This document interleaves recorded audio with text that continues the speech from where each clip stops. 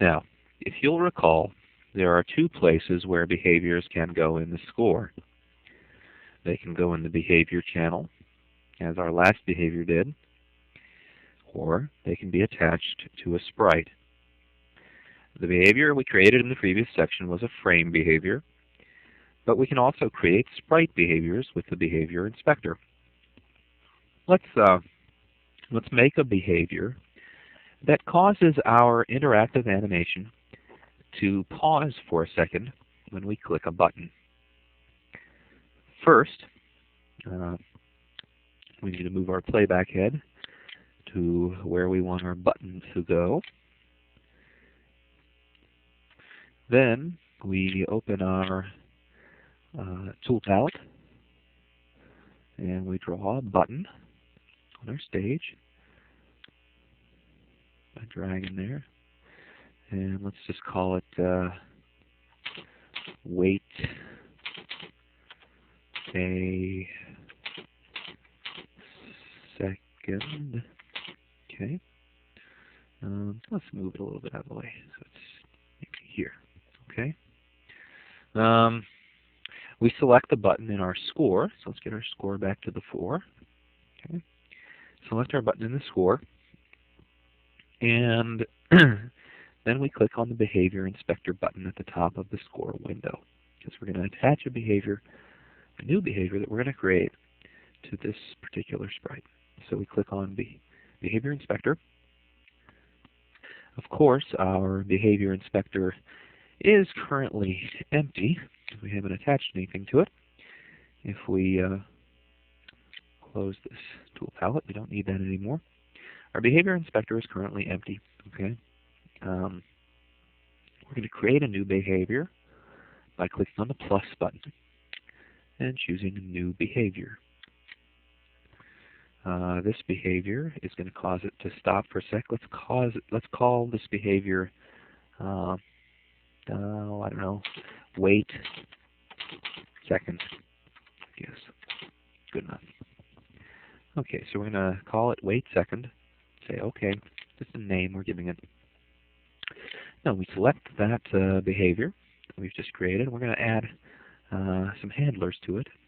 Those handlers have to respond to events. The event that we want this to respond to is a mouse up event. All right. Buttons usually respond to mouse events. All right. These mouse events come in several varieties. We already talked about a couple of them: mouse enter and mouse leave, which occur when the mouse cursor enters or leaves the sprite's bounding box. But perhaps more commonly used are the mouse up and the mouse down events. We usually think of clicking with our mouse as just sort of one event. We just click on something, okay? But Director divides this into two events. The first is mouse down, which occurs when the mouse button is pressed down, and the second is mouse up. And mouse up occurs when a user releases the mouse button.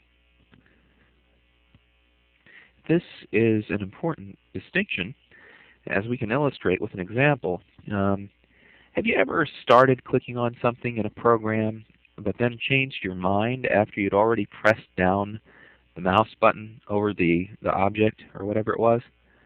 You may have noticed that if you keep holding down the mouse button and move the cursor off of the object that you had clicked on before you release the mouse button, then the program doesn't react. And the reason why is because the program is keyed to respond to a mouse up event on that particular object.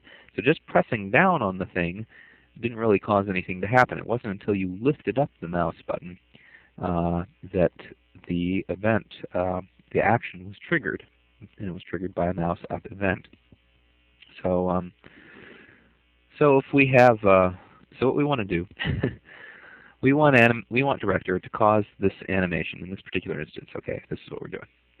We want Director to pause for about a second when we lift up the mouse button while we are over the wait a second button. Okay, So we want to respond to a mouse up event. So we click mouse up. That's the event we're responding to. The action that we want it to take is we want it to pause for 1 second when we press and release the mouse button while the cursor is over the wait a second button. So if we click on action and we look under categories, we have wait.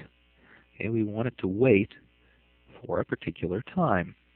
Okay, so we select that. How long do we want it to wait? Well, we want it to wait 1 second. Okay, so we want it to delay for about a second. It's already set at a second, but we could drag it and move it to something else if we wanted. But second is fine. So let's put it back at a second. We say OK. OK. We set it to 1 second. When we click on this button, it will wait 1 second. We can see what this code looks like for this behavior by selecting it and clicking on the script window button. And again, it's pretty easy to translate this into English. It just means on mouse up, when you lift the mouse up over the wait a second button, delay for 1 second. Now, it says 60 here, and that's because Director counts time in what's called ticks.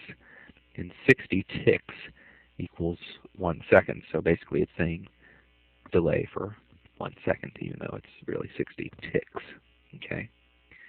So let's just close this script window and close the behavior inspector. And we see wait a second is attached to our wait a second button. Okay. So now let's let's leave this open. Press rewind and play and see what happens when we click on this. Rewind, play. There we go, it's going. Now when we click here, watch. Okay, it paused for just a second. Let's do it again. Okay, it was kind of hard to see, but if we look at in the score over here, as we press this button, it pauses for a second. Okay, the sound keeps going, but the playback head pauses for 1 second, and our animation does too. I regret that may have been difficult for you to see because of the frame rate of this video, but basically all the animations stopped for 1 second. The sound kept going, but the animations stopped. And if we look in our cast window, we see the two behaviors that we made, go to beginning and wait second, appear there, as well as the button that we made called wait second. Okay.